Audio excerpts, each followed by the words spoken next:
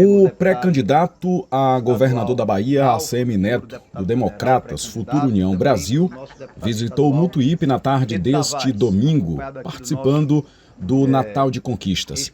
Em coletiva de imprensa, o ex-prefeito da capital baiana falou sobre os seus projetos para o futuro da Bahia.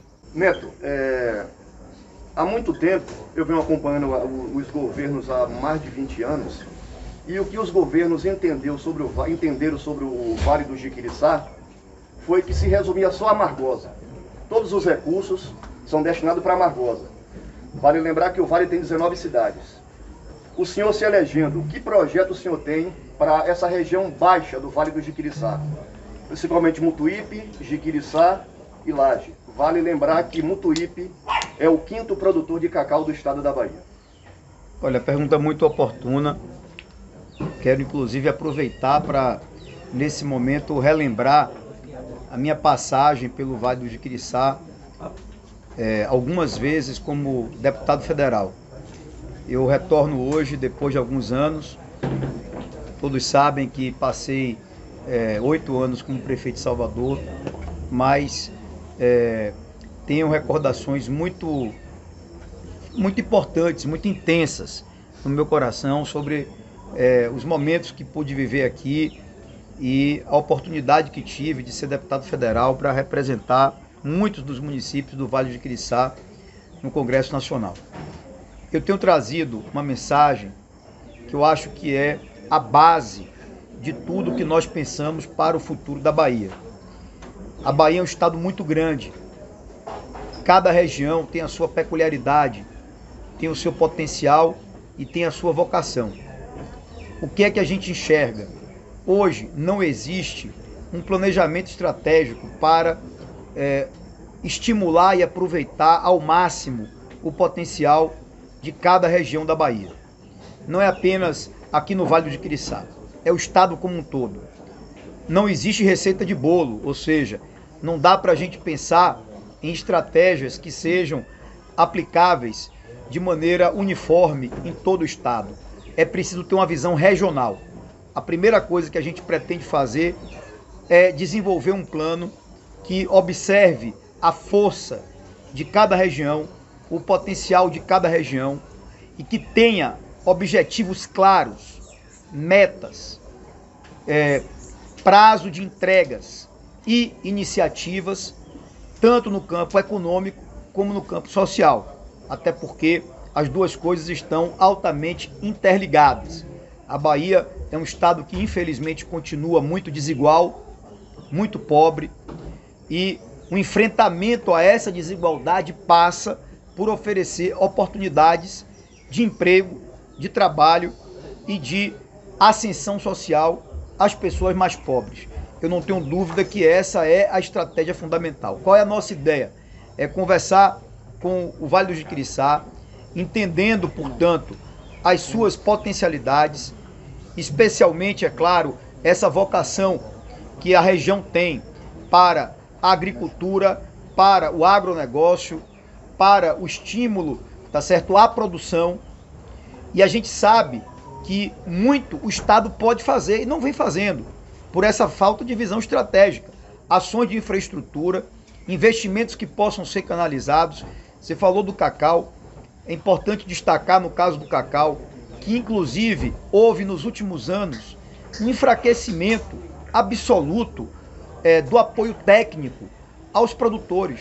A gente não vê hoje no Estado um suporte, nenhum suporte para dar apoio aos produtores. A gente sabe toda a história do passado que aconteceu com a lavoura cacaueira, tudo que ela enfrentou, sobretudo em relação aos efeitos da vassoura de bruxa, mas quando a gente olha, hoje existem à disposição tecnologias no Brasil e no mundo que nos permite ver um novo ciclo para a produção do cacau. O estado do Pará passou a Bahia. Nós éramos no passado líderes absolutos na produção do cacau. Hoje o Pará passou a Bahia, o que é absolutamente lamentável. Então a gente tem que entender que chegar junto do produtor, dar suporte técnico, dar condições para trazer tecnologia, assim como também linhas de financiamento, e olhar, é claro, que no campo nós temos hoje um potencial ainda não explorado no estado da Bahia, absoluto, e que precisa ser trabalhado. Então, a gente pretende trazer essa visão regionalizada, a gente pretende traçar um plano com visão estratégica para o médio e longo prazo e organizar as ações do Estado, os investimentos do Estado e a própria presença do braço administrativo do Estado, dos serviços públicos, para contribuir no alcance desse plano. Neto, Leandro, do site Mídia Bahia. O governador Rui Costa tem visitado diversas cidades aqui na região do Vale. Recentemente ele esteve em Jiquiriçá e logo depois, após a fala de um vereador de Mutuípe, o prefeito Digão fez uma crítica muito dura ao governador, dizendo que o governador não colocava um centavo aqui no município. Com essas visitas, o Estado tem anunciado diversas obras e justamente nessa região muito carente de investimentos e obras na casa de 30 milhões de reais. Você acredita que essas obras que o Estado vem anunciando não atrapalharão seu plano de chegar ao governo do Estado? Não, primeiro que todas as obras e todos os investimentos serão sempre muito bem-vindos. Ao contrário, eu acho que a minha movimentação política em vários municípios tem provocado que o Estado também se movimente. É engraçado porque em muitos lugares, quando eu anuncio que vou, dias antes, poucos dias antes, o governador resolve ir, ou poucos dias depois. Que bom, eu celebro e comemoro que isso aconteça, espero que de fato os investimentos cheguem na ponta.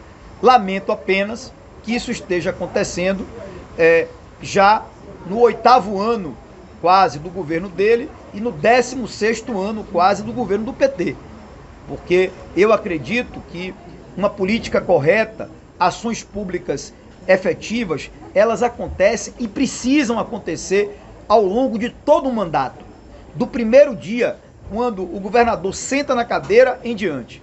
Não pode ser uma coisa eventual, não pode ser uma coisa nas vésperas da eleição. Nós sabemos que aqui na Bahia, quando a eleição se aproxima, eles se movimentam, inclusive procuram muitos prefeitos, oferecem convênios, prometem obras, algumas são iniciadas e muitas ficam sem a execução necessária, ficam na promessa. Agora, eu desejo efetivamente que o governo ele se movimente bastante. Inclusive, quero dizer aqui uma coisa, com toda tranquilidade, os projetos e as obras que forem iniciados agora e que sejam bons projetos, boas obras, nós vamos continuar. Se Deus me der a oportunidade de ser governador, se as pessoas confiarem em mim, eu vou continuar os bons projetos que tenham sido iniciados. Não haverá absolutamente descontinuidade em relação às boas iniciativas para a Bahia.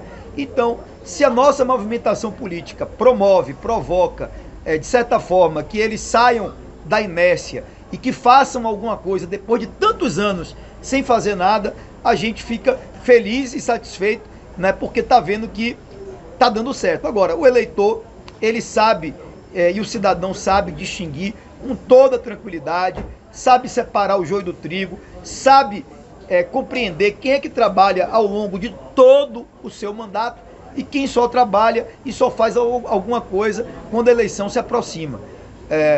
Melhor, sabe aquele ditado, antes tarde do que nunca. E aí é o que eu digo aqui com toda a segurança. As coisas que eventualmente sejam iniciadas agora, nós pretendemos e temos o compromisso de continuar e concluir no futuro, caso Deus nos dê a oportunidade de ser governador. Neto, Rádio Líder FM de Laje, TV Líder, como é que está hoje a questão do alinhamento entre o seu partido PSL para o governo federal?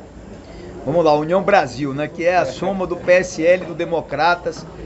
Nós devemos estar com o partido oficializado agora no começo de fevereiro, já está tudo pronto.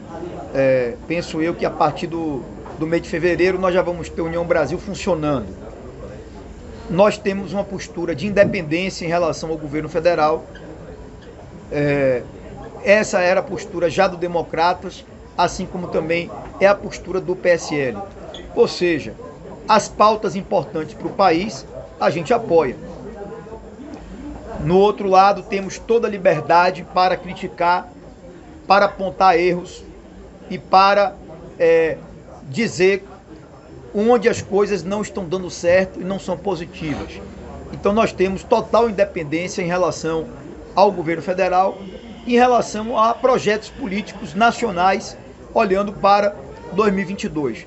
Nós não temos ainda uma posição tomada sobre qual será o nosso projeto nacional, e o que interessa, no meu caso, é que eu estou focando absolutamente a eleição na Bahia. Nós estamos numa caminhada para o governo do Estado, e eu tenho dito aos baianos, e quero aproveitar aqui a presença de vocês para reafirmar e trazer essa mensagem. Eu me considero pronto e preparado para governar o Estado com qualquer presidente da República que o Brasil venha a escolher. E não é apenas um discurso ou uma retórica. Nós fizemos isso em Salvador durante 8 anos na prefeitura. Eu governei a cidade do Salvador durante 2 mandatos, com 2 governadores do PT, com 3 presidentes da República, presidentes de partidos e posições políticas totalmente distintas. Primeiro foi o governo da Dilma, depois do Temer e finalmente do Bolsonaro. E nós nunca deixamos que Salvador tivesse nenhum prejuízo em função da diferença partidária. Então, eu acumulei experiência ao longo de mais de 20 anos de trabalho na vida pública, tenho o espírito público e tenho, acima de tudo, a visão institucional de saber que nós vamos construir as pontes com qualquer que seja o presidente da República eleito pelos brasileiros. Não terei dificuldade. Isso não será um problema para a Bahia, como não foi na pandemia, quando eu tomei a iniciativa de procurar o governador Rui Costa, e graças ao trabalho que eu fiz ao lado do governador, eu como prefeito da capital, da cidade de Salvador, nós evitamos que houvesse qualquer risco de colapso no sistema de saúde na Bahia. O sucesso do enfrentamento da Bahia na pandemia foi muito o resultado desse trabalho conjunto que nós fizemos ao lado do governo do Estado. Então, eu já dei muitas provas que tenho espírito público e consciência institucional, o que, portanto, me deixa à vontade para dizer que eu estou preparado, caso seja eleito governador, para trabalhar com qualquer presidente da República que o brasileiro escolha. Neto, Lucas Alves, Rádio Interativa FM, aqui de Mutuípe. Eu vou te questionar sobre segurança. A gente está vivendo um momento difícil na nossa região, com assaltos e até homicídio. E a reclamação de policiais quanto à sua valorização e equipamentos. O que é que você pensa da segurança pública e como fortalecer as forças de segurança? Essa é uma pergunta muito oportuna. O problema da violência não está apenas aqui em Mutuípe, não está apenas no Vale do Jiquiriçá, está na Bahia toda. Infelizmente, hoje, o estado da Bahia é campeão do número de homicídios do país, desde 2017. E veja que dura realidade. Do ano passado para cá, o Brasil, ele viveu uma queda no número de homicídios. Muitos estados brasileiros conseguiram reduzir o número de homicídios. O que aconteceu na Bahia? O oposto. Na Bahia cresceu. Hoje a Bahia responde sozinha por 14% do número de homicídios de todo o Brasil. Somente no ano de 2021, até o mês passado, tinha havido mais atentados contra bancos e agências em geral do que somados nos anos de 2019 e 2020. Então, a situação da segurança pública está, infelizmente, descontrolada em nosso estado. E quando a gente observa, o problema está na capital, está nas grandes cidades e está presente em quase todas as regiões da Bahia. Quando eu converso e visito, e nessa caminhada pela Bahia eu tenho tido a oportunidade de conversar e ver de perto os problemas, a gente chega em muitos municípios. Qual é a realidade? A gente encontra um policial por turno para cobrir a cidade toda, a sede e a zona rural. Muitos municípios com as delegacias fechadas, muitos municípios sem viatura. Quando funciona alguma coisa é porque o prefeito ajuda a manter ali a estrutura da segurança pública. Porque se o prefeito não ajudar, não tem. Então, como é que a gente pode imaginar que em cidades do interior vai haver segurança com um policial por turno? A gente não encontra a polícia presente. E a segurança pública tem muito a ver com a presença da polícia nas ruas. Então existe hoje um problema sério no estado da Bahia, que é um efetivo de policiais abaixo do necessário. Portanto, será fundamental que o próximo governador faça concurso público, contrate policiais e aumente o efetivo de policiais presentes na rua.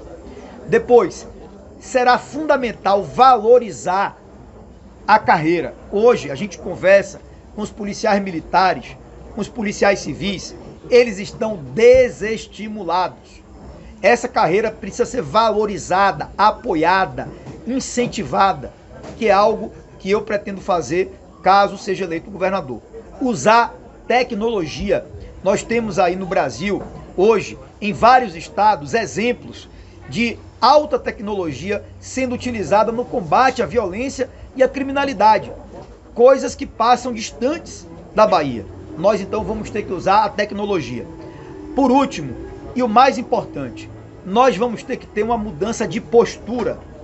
A questão da segurança pública, nos últimos anos, eu posso dizer, nos 4 governos do PT, nos 16 anos quase que o PT governa a Bahia, ela foi tratada como um problema secundário. E ela tem que ser vista como prioridade. Nos últimos anos, nós assistimos os governadores, o ex-governador e o atual governador, tirarem o braço da seringa, transferirem a responsabilidade. A questão da segurança, ela é indelegável. É um problema que tem que ser enfrentado diretamente pelo governador. Então, se eu tiver a oportunidade de ser governador, eu quero dizer a vocês que eu vou chamar para mim essa responsabilidade. Eu vou encarar a situação. Não vou procurar culpados ou desculpas, como acontece hoje no estado da Bahia. A gente olha, o que é que o governador faz? Ah, tem algum problema na segurança? Deixa o secretário de segurança falar. Deixa o comandante-geral da polícia falar. Quando o secretário abre a boca para falar, ele diz o quê? Defende a legalização das drogas, coisa que eu sou totalmente contrário. Então a gente precisa ver um governador presente, que chame para si a responsabilidade, que encare esse desafio que é enorme e traga a solução. É o que eu pretendo fazer, caso tenha a oportunidade de ser governador. Neto, Luiz Rodrigues Santenês, sou funcionário público, e você falou em valorização em relação aos policiais civis e militares. O governador Rui Costa, Prada, em todos os municípios que ele vai aí, que é filho de professora, e como é que ele conduz essa situação, deixando os professores e os funcionários públicos durante 6 anos sem aumento? Bom, não custa lembrar que em 2006, quando o PT venceu as eleições aqui na Bahia, com o ex-governador, eles levaram contra-cheque de policiais e professores para a televisão. E fizeram campanha, e fizeram propaganda política em cima disso, do que eles alegavam que era a realidade de policiais e professores. Se você conversar hoje com os funcionários públicos do Estado, com policiais, com professores, você vai ouvir lamentações, queixas e muitas críticas em relação à postura adotada pelo governo do Estado nos últimos anos. Mais uma vez, se aproximando da eleição, agora, depois de tantos anos sem reajuste, o governador está sinalizando que vai dar algum reajuste. A gente sabe que muito disso é porque a eleição está se aproximando. Espero que ele dê. Repito, espero que ele dê. Espero que a nossa movimentação política na Bahia resulte em alguma coisa boa, que eles façam alguma coisa pelos baianos, nesse caso especificamente pelos servidores públicos. Eu acredito muito na carreira e nas carreiras de Estado. Os servidores são fundamentais. Sem eles, a gente não vai para lugar nenhum. Um Estado só é eficiente, só consegue entregar os resultados esperados pela população, pelo cidadão, se tem um servidor motivado, que trabalhe, que vista a camisa, que acredite no seu serviço. Essa é a forma como eu enxergo e eu, se for governador, vou trabalhar priorizando, valorizando, dando todo o suporte e todo o apoio aos servidores públicos do Estado da Bahia. Neto, Inca do site Vale Mais Notícias. Só para explorar um pouco mais a mesa, vejo o senhor José Ronaldo aqui e eu queria saber se já tem, né, uma conversa, uma posição definida sobre a sua posição na chapa majoritária das eleições. Comigo, senhor?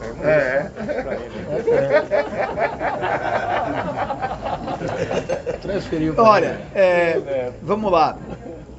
Primeiro, sobre Zé Ronaldo. Zé Ronaldo é um grande quadro. Fazemos política juntos a vida inteira. Desde que eu estou na política, nós estamos no mesmo partido e somos aliados. Zé Ronaldo cumpriu um papel muito importante em 2018, quando disputou o governo do Estado, naquele momento difícil do nosso grupo político. Zé Ronaldo é uma figura pública que reúne qualidades tanto como político, e todos sabem disso, prefeitos, vereadores, ex-prefeitos, deputados, como também na condição de gestor público. Afinal de contas, 4 vezes prefeito de Feira de Santana, fez todos os seus sucessores, ganhando no primeiro turno ele, com vitórias absolutas. Então, Zé Ronaldo, ele seria um nome para agregar fortemente a qualquer chapa majoritária na Bahia. Portanto, ele reúne as melhores condições para ocupar qualquer posição, seja de eventualmente candidato ao Senado ou candidato a vice-governador. Agora, essa não é uma decisão que cabe exclusivamente a mim, nem mesmo a ele, não cabe a nós. Não é uma decisão pessoal. A gente vai fazer uma construção partidária. No dia 2 de dezembro, eu lancei a minha pré-candidatura. Dali em diante, nós começamos a conversar com os partidos políticos. O meu início de conversa, ele acontece no campo dos partidos que atualmente integram a base de apoio da Prefeitura de Salvador, do prefeito Bruno Reis. No ano passado, Bruno teve o apoio de 15 partidos. Não quer dizer que nós vamos fazer uma aliança com 15 partidos, até porque as regras, vocês sabem, mudaram, não tem mais coligação. Às vezes não é possível organizar tantos partidos. Porém, a minha prioridade de diálogo é com esses partidos. E eles serão ouvidos, participarão da escolha dos nomes que vão integrar a chapa majoritária. É claro que essa definição, ela vai ser, eu diria que, o último passo dessa caminhada. Nós demos o primeiro, no dia 2, com a oficialização da pré-candidatura. Vamos seguir nas conversas. Penso eu que, ao longo desse finalzinho de dezembro, do mês de janeiro, do mês de fevereiro, do mês de março. Meu desejo é, entre o final de março e início de abril, anunciar os nomes. Não estou marcando data, não estou definindo prazo, até porque quando você marca uma data, você fica, de certa forma, refém daquela data e fica sendo cobrado por ela. Com a minha experiência política, eu posso dizer a vocês, não vou ter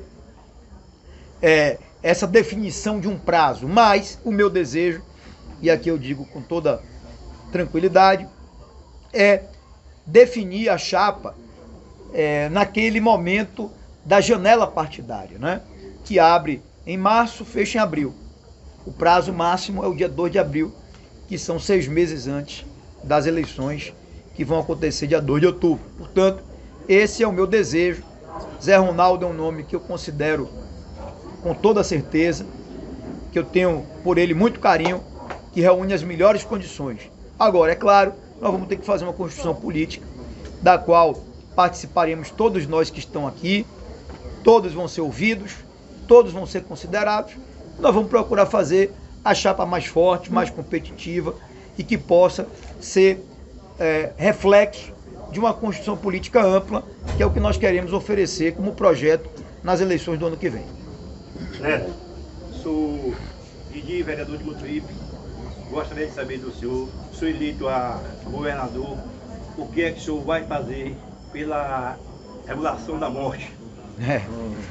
Vamos lá, Didi. Primeiro, mais uma vez, agradecer a recepção de vocês, trazer aqui uma palavra de reconhecimento ao trabalho dos vereadores.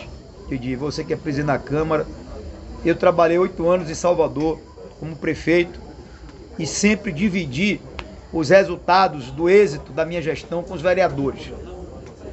Tivemos, durante 8 anos, 100% de aprovação de todos os projetos na Câmara Municipal, porque trabalhamos juntos. E os vereadores são fundamentais, são imprescindíveis.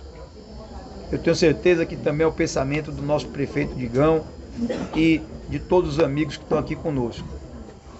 Você falou uma coisa que é absolutamente verdadeira. Na Bahia hoje existe a chamada fila da morte, que é a regulação. Esse sistema não está funcionando. Ainda ontem, eu acompanhei uma situação em Monte Santo de uma pessoa que teve um AVC, precisando de um internamento. Quando você se dirige à regulação do Estado, é uma dificuldade. Muitas pessoas, às vezes, e muitas vezes esperam meses, quando não mais de ano, para conseguirem um internamento, fazer uma consulta, um exame ou um internamento hospitalar. Essa realidade tem que ser mudada e só tem um caminho, que é interiorizar a assistência à saúde. Não dá para um paciente do Vale do Jiquiriçá só conseguir internamento hospitalar quando é regulado para Salvador. Não dá. A gente sabe, tem aqui Santo Antônio, tá certo? Feira de Santana, mas boa parte das vezes só vai resolver em Salvador. Não dá. Tem que interiorizar a saúde, levando os hospitais regionais, ampliando a quantidade de hospitais regionais, fazendo um trabalho em parceria com os municípios, porque o atual governo, nas palavras do secretário de Saúde, chegou para vários prefeitos para dizer o seguinte: ó, meu amigo, fecha o seu hospital. Ele disse, o ex-secretário, fecha o hospital. Fecha o hospital, não vou lhe ajudar em nada. Se você não aguenta sustentar, ou se o seu deputado federal não chega lá com dinheiro para poder bancar, fecha o hospital. Não pode ser assim. Então a gente tem que levar a assistência médica na ponta, nos municípios, entendendo que há um só sistema, uma só rede. E a própria regulação, ela tem que mudar a sua sistemática, para a gente diminuir o tempo em que o paciente é assistido, encurtar a distância onde ele é assistido e aumentar a resolutividade na saúde. Depois da pandemia, as coisas se agravaram ainda mais. Essa é a verdade. Por quê? Primeiro, muita gente não foi atendida em função da pandemia. Depois, as doenças, elas aumentam. Então, a gente vai ter um desafio ainda maior agora. E eu só vejo uma solução, como eu disse aqui, interiorizar a saúde, levando os hospitais regionais, trabalhando em parceria com os prefeitos, ajudando no funcionamento dos hospitais municipais, ampliando a rede de assistência nas cidades, porque boa parte desses procedimentos podem ser resolvidos no próprio município. Você não precisa. Outro drama, porque além do drama de você conseguir uma vaga, você tem o drama do transporte, da ambulância para levar o paciente. E toda a despesa em relação a isso. O secretário de Saúde de Salvador até está por aqui conosco, veio nessa jornada, Léo Prates. Ele sabe, todo dia lá em Salvador nós recebemos pacientes de toda a Bahia. E lá a gente tem uma orientação. Não pede a carteira de identidade para saber onde o cara nasceu. Atende. Só que qual é a melhor forma de resolver o problema, é levar assistência na ponta para os municípios. Neto, qual foi o critério que você usou para colocar a cidade de Mutuípe, prefeito Digão, como um ponto de apoio aqui para a sua coordenação de campanha aqui na região do Vale do Quiçá? Olha, primeiro, e até eu agradeço muito a pergunta, o prefeito é um grande parceiro, tem características de um homem público leal, correto, um homem de bem, amigo dos amigos, que tem posições políticas muito firmes. A gente olha, por exemplo, hoje, tem muitos prefeitos que não têm coragem de se posicionar. O prefeito Digão aqui, hoje, quando me recebe, eu sendo oposição, e ele me recebendo no seu município, é acima de tudo um gesto de coragem, de firmeza, de claro compromisso com os seus princípios, com o que ele acredita. Eu faço inclusive questão de dizer que, se Deus me permitir ser governador, eu tenho uma dívida de gratidão e lealdade com ele. E vou retribuir. Pretendo, em 2 anos, que teremos juntos, de parceria, se eu for governador, fazer por ele o que o governo do estado com o PT não fez nos 6 anos até agora da gestão dele. Nós vamos, só para concluir, nós vamos compensar toda essa falta da presença do governo do estado.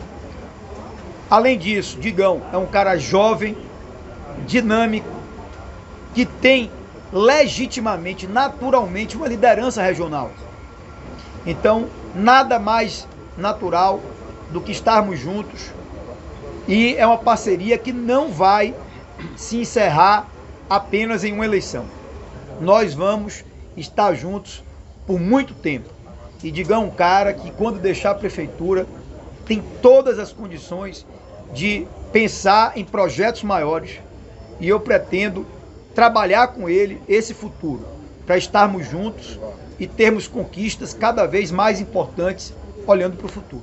Neto, quando prefeito de Salvador, você criou subprefeituras. Você pretende também criar subgovernadorias pelo estado? Eu aproveito para me identificar no início, eu sou o Junício da Mutuípe Web Rádio. E uma outra pergunta. Como você se sentiu vendo o Bahia cair, faltando 10 minutos para terminar o jogo? Certamente essa pergunta é mais difícil do que a primeira.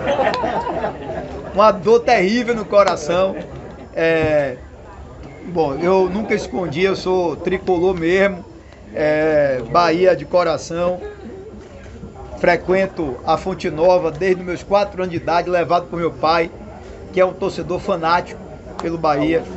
E é claro que a gente, quando vê o nosso time cair, aliás, o futebol da Bahia, infelizmente, nesse ano de 2021, só fez acumular momentos de tristeza e sofrimento com a queda do Vitória e a queda do Bahia.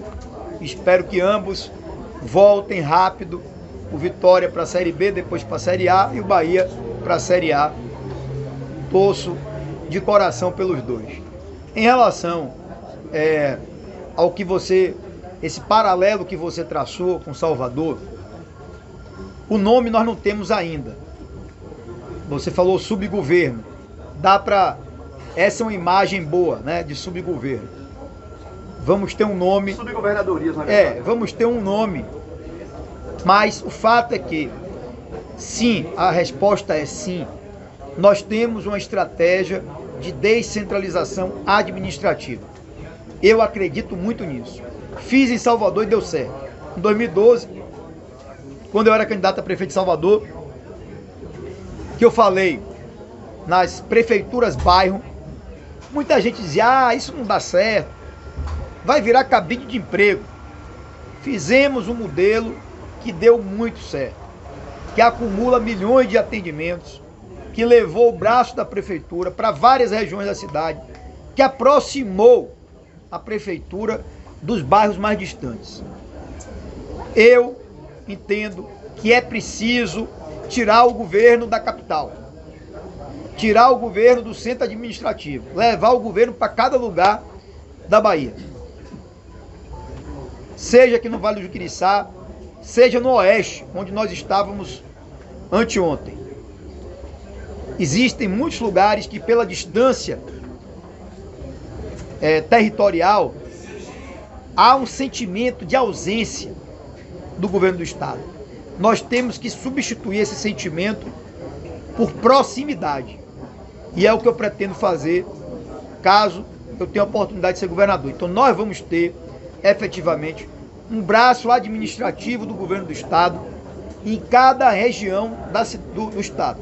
Ou seja, nós vamos dividir a Bahia nas suas macro-regiões e cada macro-região vai ter uma estrutura administrativa com um braço de gestão do governo do Estado. Não apenas, e é bom isso ficar claro, para levar serviços, mas para levar também o poder de decisão, que é o mais importante. Ô Neto, fala um pouquinho sobre esse apoio aí que está ao seu lado aí, já que falou aqui do Ronaldo. Olha, nós estamos namorando para casar, né? Então, o casamento ainda não aconteceu, mas está próximo, estamos no caminho do altar. Dal é uma liderança importantíssima da Bahia, com um trabalho extraordinário no Vale do Juquiriçá, no Recôncavo, no Baixo Sul. É de uma cidade que eu tenho um carinho enorme, que é Amargosa. Ele, inclusive, já foi lá atrás candidato a prefeito pelo Democratas na época. E eu lá estava na campanha dele. Então, a gente se conhece há muitos anos. É um deputado estadual com um trabalho belíssimo na Bahia. Hoje pré-candidato a deputado federal. Eu já fiz o convite e aí a gente está conversando, mas até da possibilidade de uma filiação dele no União Brasil. Esse é o meu desejo. Estamos avançando nessas conversas. No momento certo vamos comunicar o resultado desse namoro que está acontecendo. Mas, para mim, é motivo de grande alegria ter uma figura da importância política de Dal e do que ele pode contribuir num projeto futuro nosso. Não é só para ganhar uma eleição, é sobretudo depois para governar com pessoas com a cabeça como a dele, que tem uma visão moderna, inovadora, empresarial, que é o tipo de parceiro que eu quero ter num futuro governo da Bahia. Neto, Diego aqui do jornal 075 de Cruz das Almas, falamos sobre saúde e educação, mas eu queria botar um assunto muito importante que é trabalho, né? Nosso Nordeste, inclusive o Brasil também, está com uma deficiência em relação ao trabalho.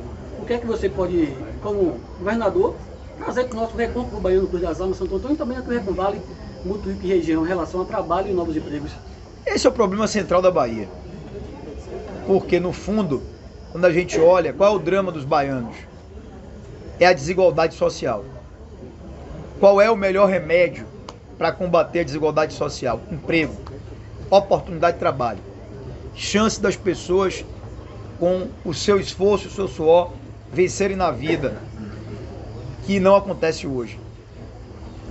Cruz das Almas, inclusive, é um belo exemplo disso, porque na década de 90, início dos anos 2000, houve um processo importante de industrialização em Cruz das Almas, que se tornou uma cidade grande, um polo de serviços, uma cidade com comércio forte.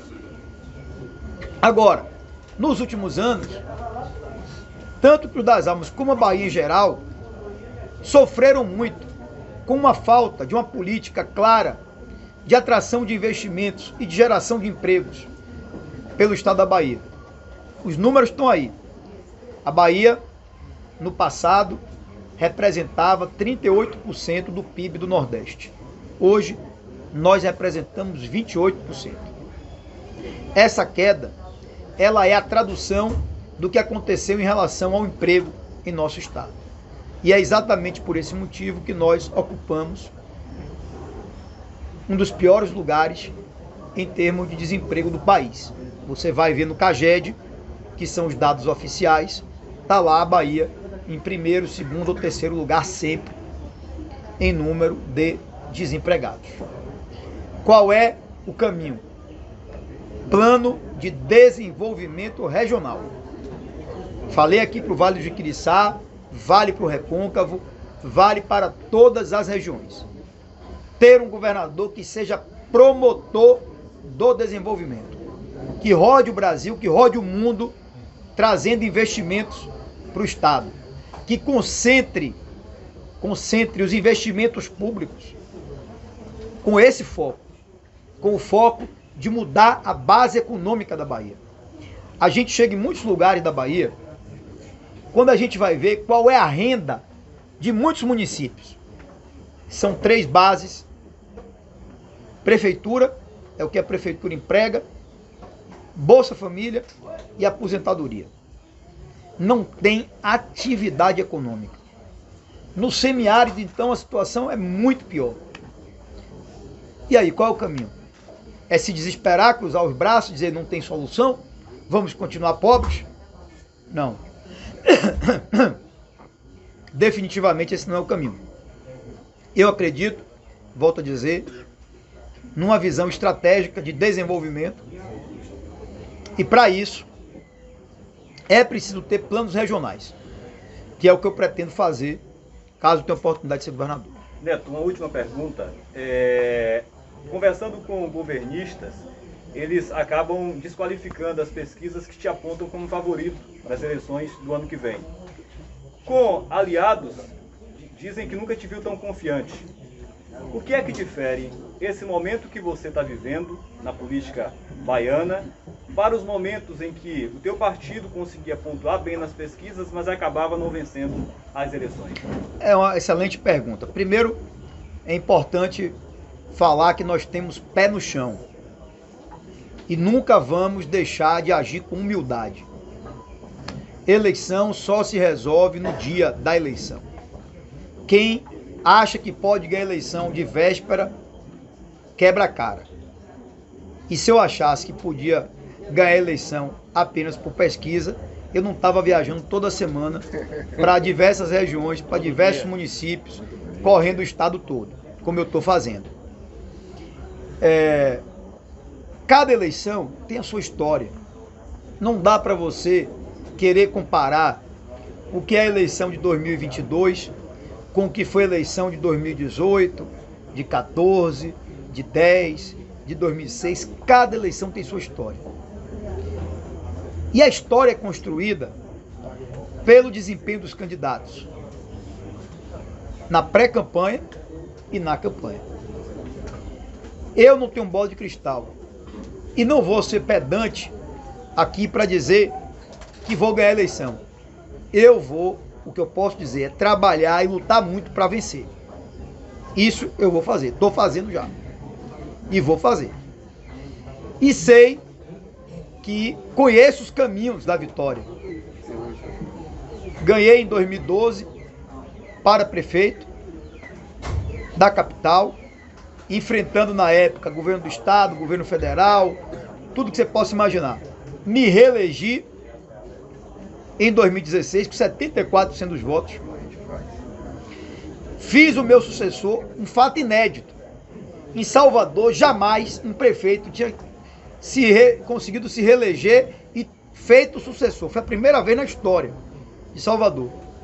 E elegi meu sucessor, o atual prefeito Bruno Reis, com 64%, no primeiro turno, o prefeito mais votado de todas as capitais. Então, eu acho que eu aprendi o caminho da vitória. Claro que ganhar e perder é próprio da democracia. E aqui eu trago uma mensagem do seguinte: penso eu que 16 anos é tempo suficiente para a gente poder encerrar um ciclo. Está na hora de começar um novo ciclo. Eu me preparei para chegar aqui. Eu acumulei em mais de 20 anos de vida pública, experiência na política e, sobretudo, com 8 anos de prefeito, experiência em gestão.